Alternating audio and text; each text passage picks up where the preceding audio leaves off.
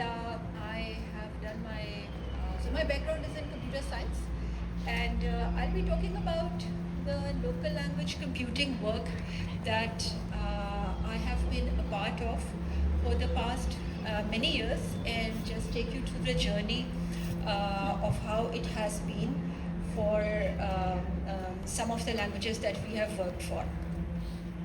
So, just beginning from the year 2003, during the World Summit of the Information Society, it was decided by the world leaders that information now is a basic human right. This was a big radical statement for that time, because that era was marked when sometimes the information might not exist in the languages that you speak. And what they said was that language or the access to information, it's not a privilege or a luxury, but it is a right of everyone. Now, just think that whatever information that you require is not available in the language that you think in, or the language which is your mother tongue. And why? Just because the language doesn't exist digitally. Yeah? So if you look at the internet, this is what I'm trying to say, that the languages that are there on the internet, if you belong to communities that are there up somewhere in Pakistan and you want to access some of your local content, where do you get that from? If you want to write about it or not, it has to be available or digitally available, enabled, in order for you to access that information. So it's just not that because some languages are small or unimportant, but the only you can say impediment is that the technology giants haven't included that in the set of languages that they've been working for. If we look at Pakistan alone, we have more than 70 living languages in Pakistan. And if we look at their digital footprint or scan, how many of these can be found digitally, or you can find their local language content, there'll just be a handful. So this is, and if you go back like around the year 2000 when we had started doing this work, it was very, very little as compared to maybe now at the state that it is now. So at the beginning of my career, around the year 2003 and 2004, I was not the sort of the coding expert guy at that time, but we were, so I just gave an introduction of which research center I've been working on. But at that time, when we were designing projects or we were planning projects, executing projects, the focus was on developing language technology for the human development. So while developing projects, we could notice patterns that whenever technology was bringing in empowerment, it would still be secluding certain sections of the society and certain communities. For example, you could encounter women in certain parts of the world who could still not access computers. You could meet people who were blind or visually impaired, and they had no access to any information or technologies. And then you could always also encounter deaf people who cannot use any systems or information in the language that they speak. So technology, and by the way, this was not just because of intelligence, but because of the underrepresentation of language in all these areas. It is good that technologies that are available in local languages today seemed very, but this is not how it was around 25 years ago or 20 years ago.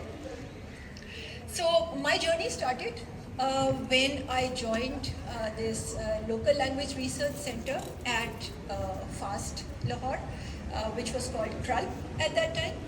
And it was a pioneer language research center that was established at that time, and working on local language projects at that time was a very noble idea and a very far-fetched idea as well.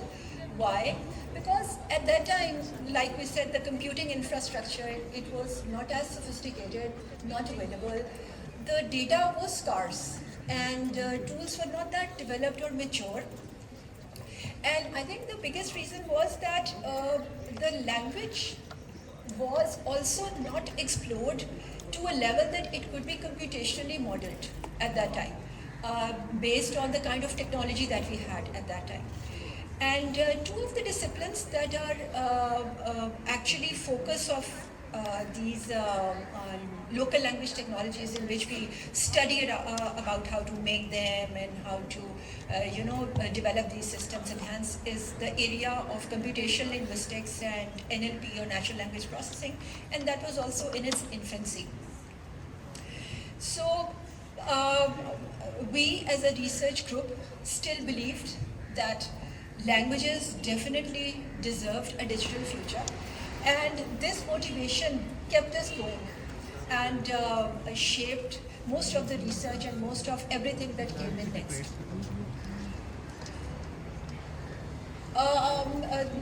Of course, this has been made possible due to visionary leadership of some of the experts who were in our group, as well as a community of researchers, dedicated researchers, who were really working to make a change and develop tools that can enable languages on the digital spectrum. So this is what our group was. So this is around one of the conferences that we used to host every 2 years, and we were a group of around 20 people, plus and minus, depending on the number of projects that we would have. And the center, it was called TRUG earlier, but now it is based at University of Engineering and Technology, Lahore, and within a research center, which is a platform given to research centers, which is Al-Khwarizmi Institute, and Center for Language Engineering is actually the lab that is dedicated to developing local language technologies. So the core objective or the core goal of the center has been to create opportunities for local populations to access information and communicate in their local languages by utilizing ICTs maximally for their socio-economic benefit. So this has been the driver or the driving motivation behind the work that we have been doing for the last many years. Long before AI actually became a buzzword, at that time even we were building speech-based systems, we were doing corpus research and developing dictionaries, lexicons, and OCRs and NLP tools. And these foundations, these efforts actually laid down the foundations for a lot of language research work that has now been done in Pakistan. I'll just take you through few of the projects that we have done, just to give you an idea of what kind of work we have been doing for the last many years. So yeah, I've talked about this. So next slide, please. Yeah.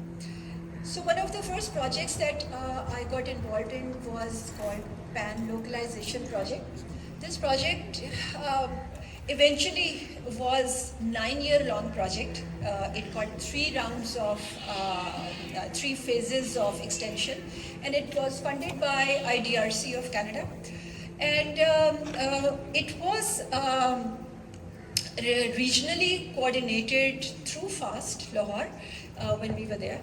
And so Pakistan team was leading it, and it was sort of a consortium within South and Southeast Asia, in which 21 organizations across 11 countries of the region, Southeast and South Asia region, were collaborating, and each country was working on its own language. For example, countries included in the the consortium were, we had Laos, we had Cambodia, we had Bhutan, we had Nepal, we even had the Tibetan part of China, working on Tibetan language, and Bangladesh was there, and a couple of more languages and organizations.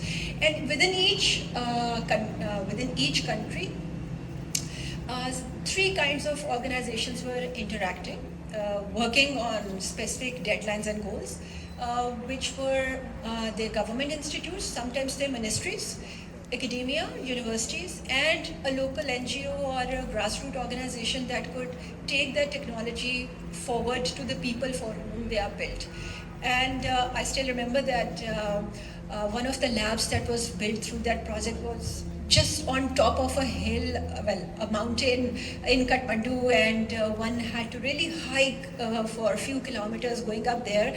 And there was a mothers group that had set that lab and make it economically viable for people to, do some kind of training over there and generate some revenue as well. So a very interesting project. We had a lot of experiences. But what was that project doing? The only one thing that project was focusing on was building or making computers available in the local language of the users, starting from the very basics. So I'm talking about 2003, 2004, when most of these languages, for example, Tamil at that time, or I remember even not Sinhala was a bit advanced, but some other languages, the Afghani Pashto, which is Dari, they didn't have their keyboard layouts. Sometimes they didn't have fonts in which they would type their languages, and some very basic tools like spell checkers or grammar checkers, these kind of applications. And then interesting bit was that when you even develop a font or you develop a keyboard for them or some other applications, and you take it to the community to use it, who really want to utilize those technologies and print out some notices or government notices, because the official languages in many of these countries was their local language, and you want to get that data out. How do you do that? The Windows is in English. So then there is a language barrier over there as well. So some of the countries had even developed Windows-like operating systems, we call them, based on some open source technologies. For example, Linux was available at that time as well.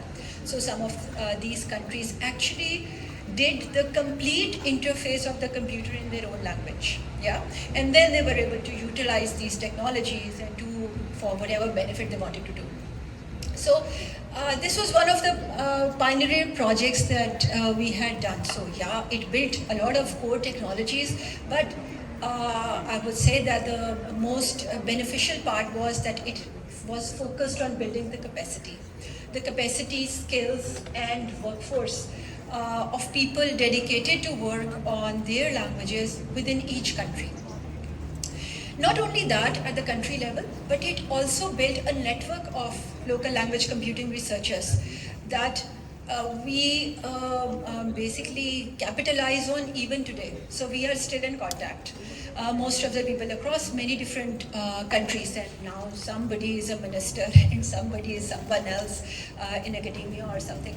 But that has been a great, you can say, force in taking this mission forward.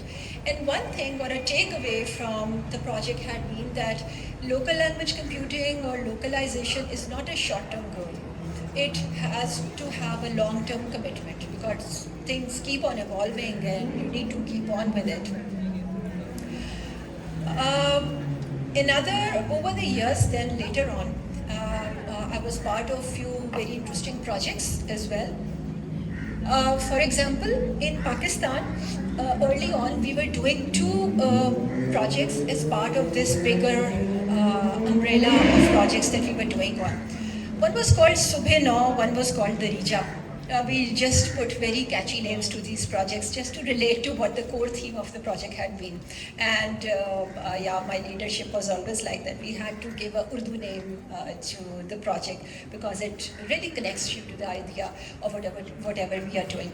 So just talking a little bit about the REJA. At that time, IT labs were not built in Punjab. And through this external funding, we were able to set up computer labs in certain remote schools in Punjab and then train the teachers on how to use technologies and train the students also on how to use technologies.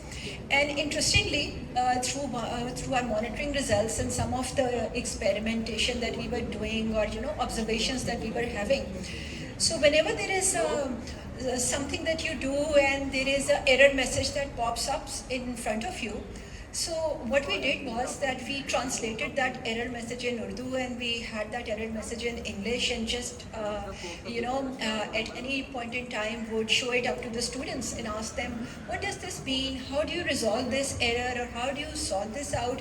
And we found out that students who had that in the local language were a bit more responsive. They could sort of figure out what needs to be done. However, with that error message in English, they were sort of a bit lost.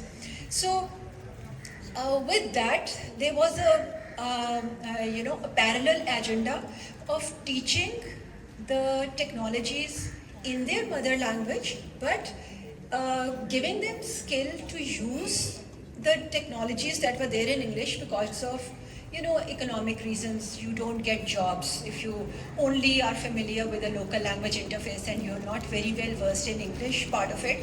That's how it works here in Pakistan. So yeah, but at least there was a parallel option available for them for better understanding that they have the localized technology.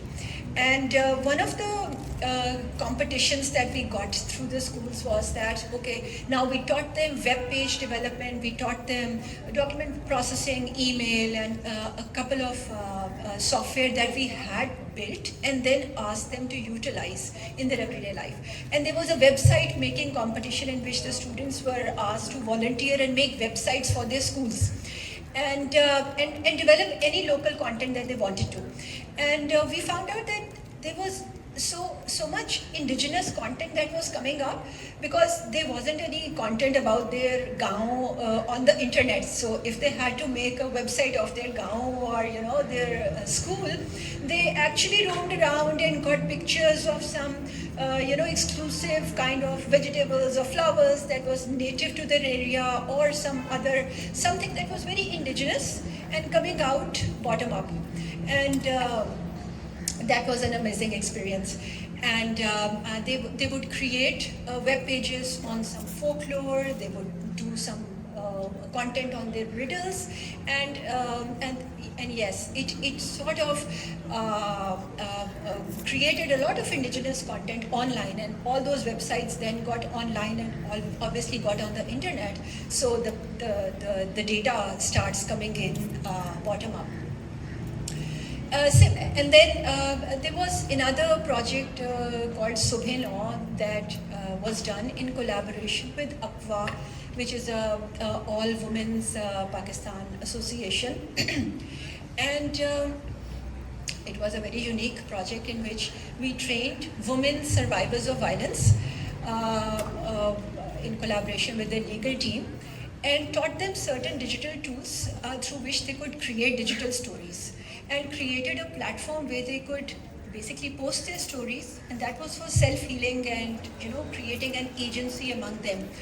And I remember some of the anecdotal evidences that we got, and when they could actually do that in their own local language, I remember a few women saying that now my story feels real. And this was actually something that shaped even the future work that we were doing. So one thing generally came out. Language technology is not just software, it is a voice as well. Then I was talking about the visually impaired community. So when we talk about visually impaired, it serves two kinds of communities. Ones who are not literate, so even if they can see the content visually, but still they cannot read it. And then obviously the people with physical impairment or who are blind. So we built Urdu screen reader, and it's an AI tool which has Urdu voice integrated, and just like voices we have now. But at that time, the mostly the voices were either from a Hindi derivative kind of a thing, and they really wanted to have a local accent, a Pakistani accent, in which the pronunciation would be the Urdu pronunciations. So we gave this tool to blind people, so free for use. And it was a sort of very and has local data in it. So using those technologies, we had built the information systems, which was speech based and very citizen facing. So so I hope you understood some part of the presentation and could relate to the language technologies that we have today. And the big idea today is very simple. Language is not a feature. It is a basic human right. And we've spent decades of doing very interesting work building these language technologies to prove that these languages exist. But now AI gives us the chance and advantage to scale it. Now the only question is that whether technology can learn the language? No, it should be the other way around. Technology must not ask people to change who they are or suggest what to do. It's just learn to speak what people speak and how they want to do it.